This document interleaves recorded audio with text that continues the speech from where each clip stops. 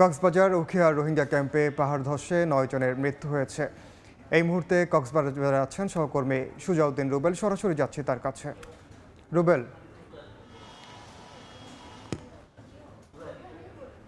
উখিয়ার রোহিঙ্গা ক্যাম্পে পাহাড় ধসের ঘটনা ঘটেছে। একটি দুটি নয়, 4টি স্থানে পাহাড় ধস ঘটনা ঘটেছে, যার মধ্যে একটি স্থানে 2 জন, আরেকটি স্থানে 4 জন, আরেকটি স্থানে 1 জন, আবার আরেকটি স্থানে 2 জন। এভাবে করে 9 জন মৃত্যু হয়েছে। 9 জনের মধ্যে যেটি বলা হচ্ছে 2 জন স্থানীয় বাঙালি নাগরিক রয়েছে এবং বাকি 7 জন মিয়ানমারের রোহিঙ্গা নাগরিক রয়েছে।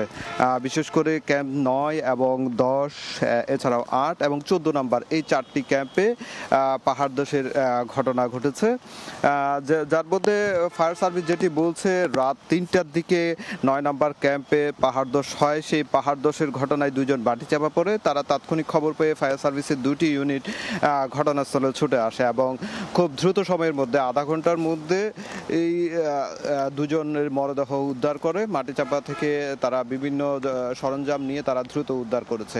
এরপর তারা আবার যখন ফায়ার স্টেশনে তারা পৌঁছে যায়, ঠিক ভোর 6টার দিকে আবারও পাহাড় ধসের ঘটনা ঘটে। সেখানে 4 জন মাটি চাপা পড়ে, 4 জনই রোহিঙ্গা। তাদেরকেও আধা ঘন্টার মধ্যে তাদেরকে উদ্ধার করা হয়। এভাবে 6 জনকে মৃত অবস্থায় উদ্ধার করে ফায়ার সার্ভিস স্বজনদের কাছে হস্তান্তর করেছে। পাশাপাশি এর পরপর 14 নম্বর ক্যাম্পেও পাহাড় ধসের ঘটনা ঘটে এবং 14 নম্বর ক্যাম্পে 1 জন এবং 8 নম্বর ক্যাম্পে আরও 2 জন। এভাবে করে 9 জনের মৃত্যু হয়েছে।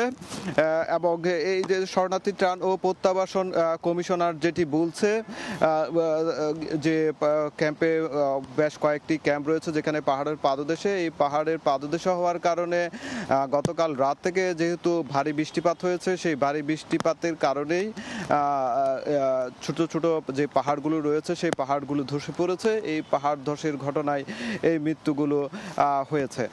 তবে যে স্থানীয় যে 2 জন বাঙালি রয়েছে তাদের মধ্যে একজন শিশু রয়েছে, আরেকজন ব্যবসায়ী রয়েছে বলে নিশ্চিত করেছে। তবে যেটি শরণার্থী ত্রাণ ও প্রত্যাবাসন কমিশনার যেটি বলছে, যাতে পাহাড় ধসের ঘটনায় যাতে মানুষজনের প্রাণ রক্ষা করা যায় সেজন্য তারা সচেতন করছে এবং মাইকিং করা হচ্ছে। তো এই ছিল আমার কাছে পাহাড় ধসের ঘটনায় যে 9 জনের মৃত্যু হয়েছে তার সর্বশেষ। পাহাড় ধসের খবর জানছিলাম আমরা কক্সবাজার থেকে।